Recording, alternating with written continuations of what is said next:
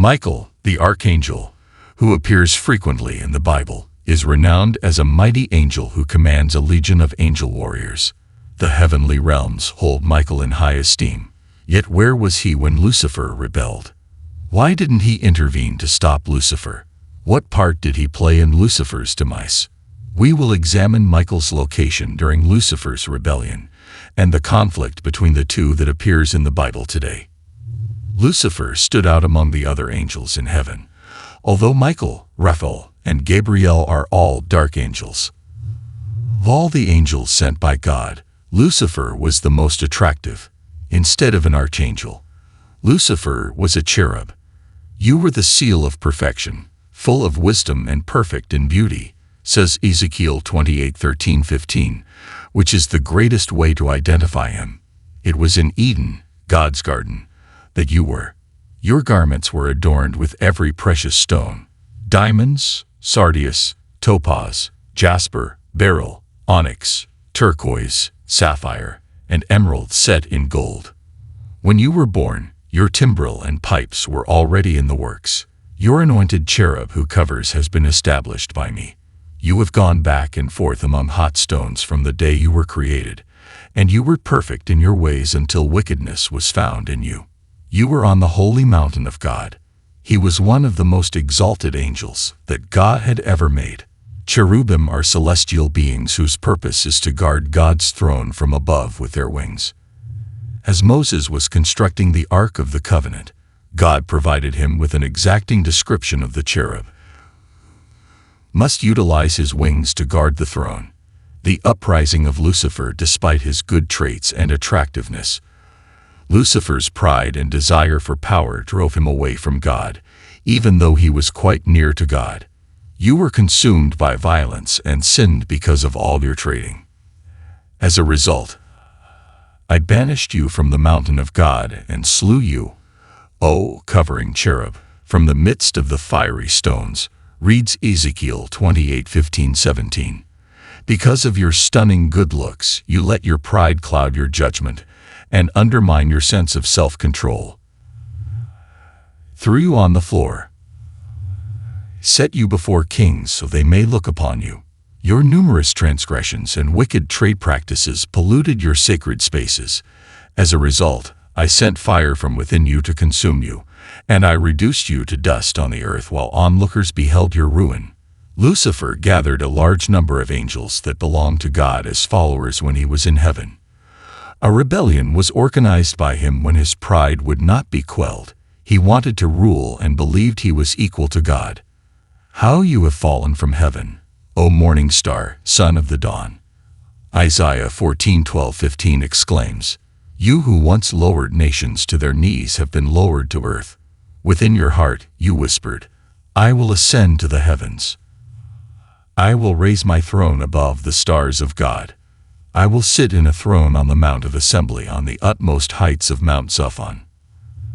I will become as lofty as the clouds. I will soar to new heights. But behold, you are lowered to the lowest level of hell. Lucifer, the consummate manipulator, won over 1/3 of the angels in heaven with his alluring promise of divinity. Azazel, an angel who served under the authority of the powerful Archangel Michael, was one of those who fell for his persuasive charm. An expert in the magical arts, the fallen angel could forge weapons with deft dexterity and imbue them with powerful enchantments. As a blacksmith and adept warrior, he was an unstoppable force in the celestial militia. Azazel was tempted by Lucifer's clever words and promises, even though he was faithful to Michael. The fallen angel sketched an enthralling vision of their eventual ascension to greater heights and dominion over enormous swaths of the cosmos. The temptation of dominion and power aroused a sense of superiority complex in these heavenly beings, causing them to lose sight of reality and their true selves. Because of his prominent role in God's army, Azazel was an invaluable asset to Lucifer's plan. He enlisted additional angels to their rebel groups by appealing to their innate persuasiveness. With their bloated egos now consuming them, the previously great beings enthusiastically embraced Lucifer's deceptive story. As they dared to question the entity they were made to serve and adore, their mindless ambition would eventually bring them down. Little did they know that this would be their downfall. God, having made man in their likeness and given him authority over the earth, was something that Lucifer lusted after. Lucifer had never been granted such power, even though he was flawless. Many people connect Venus with Lucifer, the brilliant morning star. Some think Satan wanted to be close to God's most precious creation so he could bring them down. One of the greatest wars in the annals of creation broke out as a result.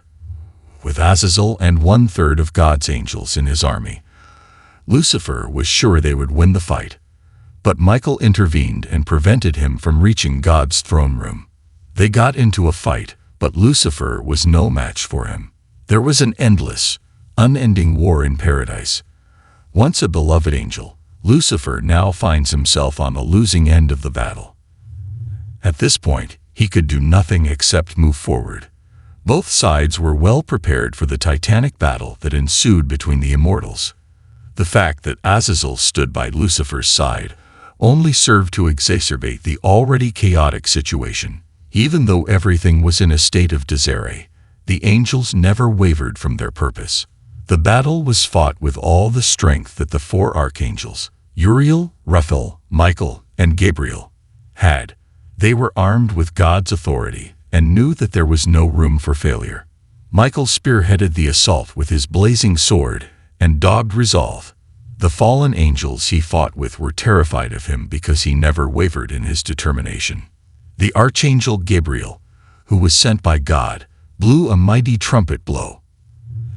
As the sky grew darker, the ground shook. The angels of darkness were weak, and their judgment muddled by the might of his heavenly voice. The heavenly healer and defender Raphael also used a palm wave to vanquish Lucifer and his angels. According to his heavenly wisdom, he let loose strong winds that broke their fortifications. His army, Lucifer's, was helpless while the natural forces carried out his bidding. Violence was commonplace in Uriel's life. The wise archangel and sage stared intently as the conflict unfolded. Because of his heavenly wisdom, he could anticipate Lucifer's angel strategies. Using his beeping horn and rapid reflexes, he vanquished their commanders by playing on their vulnerabilities. They were utterly disorganized. These 4 archangels battled side by side with unflinching resolve until Lucifer's final army collapsed under their divine wrath. Act I. The victorious angels of light emerged victorious from the celestial struggle that had raged on for so long. Lucifer assumes the appearance of a powerful dragon in the last act, but Michael manages to vanquish him, and battle broke out in heaven between Michael and his angels and the dragon, as stated in Revelation 12:7-9. The dragon also sent his angels to fight back. However, their heavenly position was forfeited since he lacked the necessary strength. The old serpent known as the devil, or Satan, who leads the entire world astray, was flung down like a gigantic dragon. Both he and his guardian angels were thrown to the ground. Lucifer plummeted from heaven like lightning and landed on earth, where his descendants continue to live today. According to Luke 10:18, and he said to them, I saw Satan fall like lightning from heaven. As a symbol of heavenly might and leadership, Archangel Michael exudes an air of command and dominion. Now that Lucifer is known as Satan, he poses a threat to him, like in Daniel's battle with the Persian ruler, and when Moses died, Michael stepped in to take his body instead of Satan. This is just one of many instances where Michael has helped bring about a positive outcome. Please hit the like button, leave a comment with your ideas, and share this video with your WhatsApp church groups if you have found it helpful in any way.